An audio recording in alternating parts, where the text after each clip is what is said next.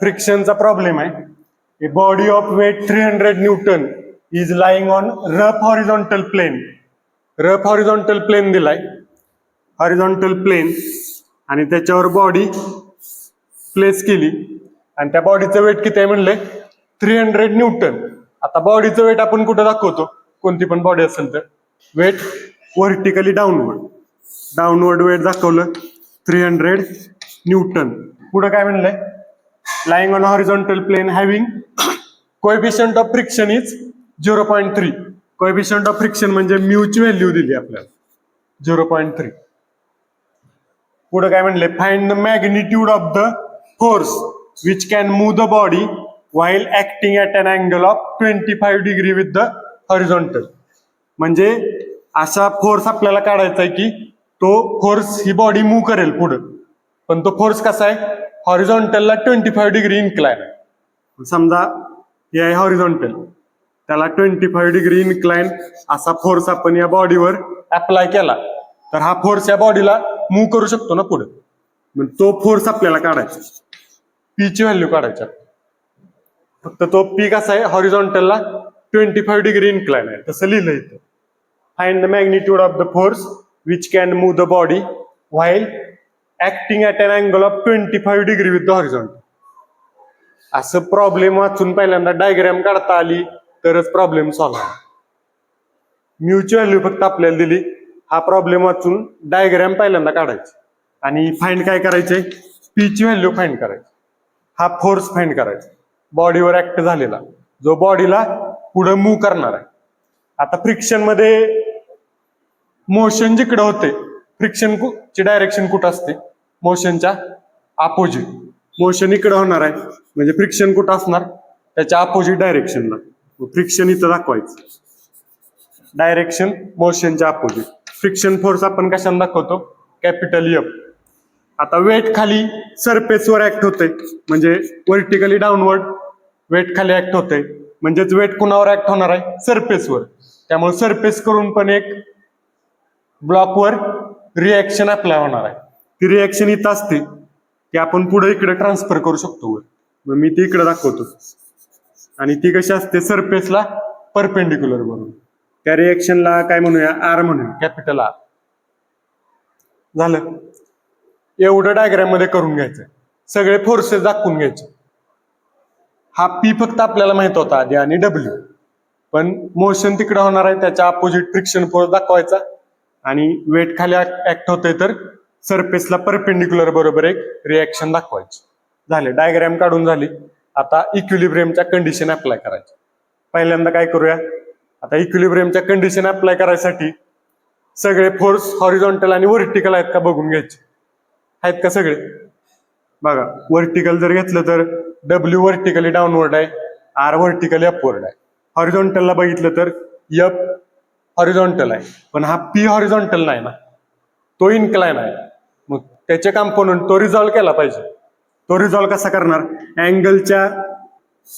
अँगलची बरोबर adjacent side आहे ती काय असते कॉस, म्हणजे हे काय असणार पी कॉस अँगल किती आहे 25 डिग्री, आणि व्हर्टिकल कंपोनंट काय असणार पी साइन 25 डिग्री.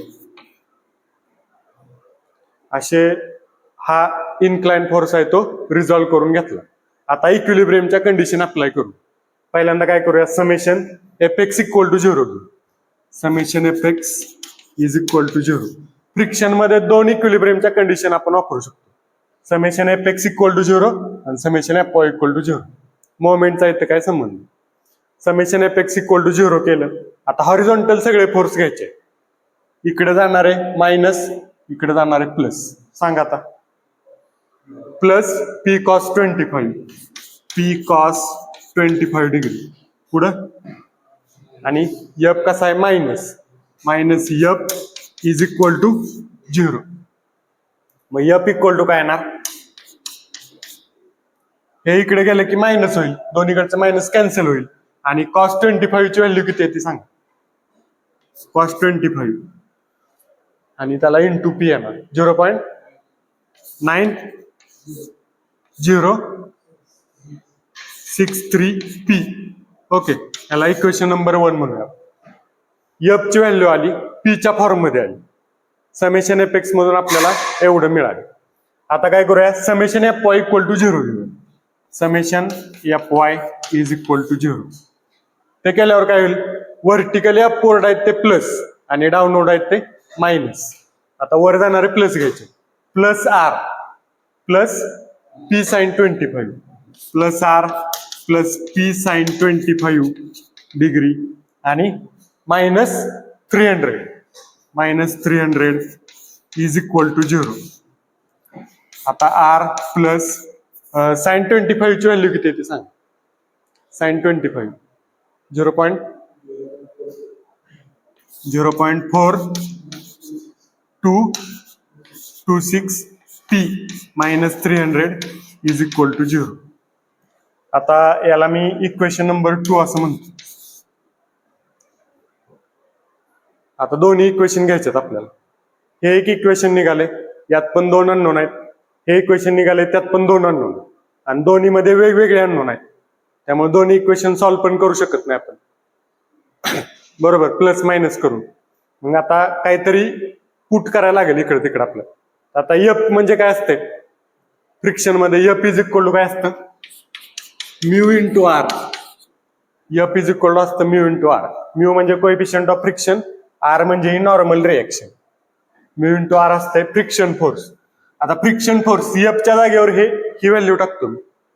एफच्या जागेवर ही व्हॅल्यू, एफ काय येणार 0.9063 पी इज इक्वल टू म्यूची व्हॅल्यू किती आहे 0.3 इंटू आर किती आहे. आर याच्यावरून काढू शकतो का आपण. आर इज इक्वल टू काय येणार, हे तिकडे गेल्यावर प्लस होईल आणि हे बाकीचं मायनस होईल. म्हणजे प्लस 300 मायनस काय येणार 0.4226 पी. इकडचं सगळं तिकडे गेलं की साइन चेंज झालेत, आर तसंच राहिलं इकडे. आता ही आर ची व्हॅल्यू हे इक्वेशन तिथं आरच्या जागेवर पुट करूया. मग काय येणार 300 मायनस इथं किती 0.4226 P 0.9063 P is equal to या 0.3 न आतमध्ये मल्टिप्लाय करूया. 0.3 इंटू 300 किती येणार 90 मायनस 0.3 इंटू 0.4226 किती येते 0.1267 पी. पी तसंच. आता इकडचं पीच्या ज्या टर्म आहेत त्या एका बाजूला घ्यायच्यात आपल्याला. इकडे पीची टर्म आहे, इकडे एक पीची टर्म आहे पण ती मायनस आहे.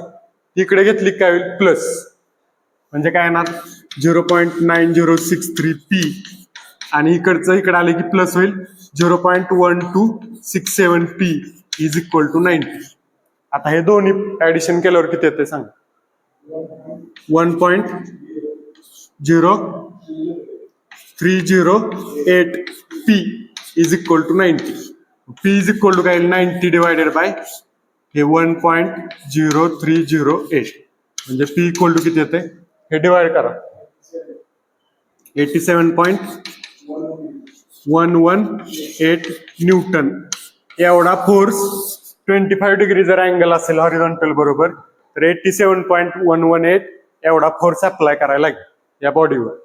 आता पी ची व्हॅल्यू निघाली सॅम्पल म्हणून आपण आर ची व्हॅल्यू एफ ची व्हॅल्यू पण काढू शकतो. पी ची निघाली. आता ही जर पी ची व्हॅल्यू आपण या इक्वेशन मध्ये टाकली आरच्या तर आपण रिएक्शन पण काढू शकतो. सॅम्पल म्हणून काढूया, विचारली नाही पण काढूया. आर इज इक्वल टू काय येणार 300 मायनस किती आहे 0.4226 इंटू पी ची व्हॅल्यू किती आहे इथं पी ची व्हॅल्यू टाकायची 87.118 म्हणजे आर किती येते हे फक्त कॅल्शियम पुट करायचं आहे. किती येते आर 263.1839 न्यूटन. एवढी आहे नॉर्मल रिएक्शन. इथली नॉर्मल रिएक्शन तेवढी येते 263.1839 न्यूटन. आता फ्रिक्शन फोर्स पण काढू शकतो. इक्वेशन 1 मध्ये पी ची व्हॅल्यू टाकायची फ्रिक्शन फोर्स निघतो. एफ इज इक्वल टू काय येणार 0.9063 इंटू पी ची व्हॅल्यू 87. किती आहे 118 म्हणजे फ्रिक्शन फोर्स किती येतोय 78.955 न्यूटन झालं फ्रिक्शन फोर्स. मोशनच्या अपोजिट लागणारा फ्रिक्शन फोर्स बॉडीवर तेवढा येतोय 78.955 न्यूटन.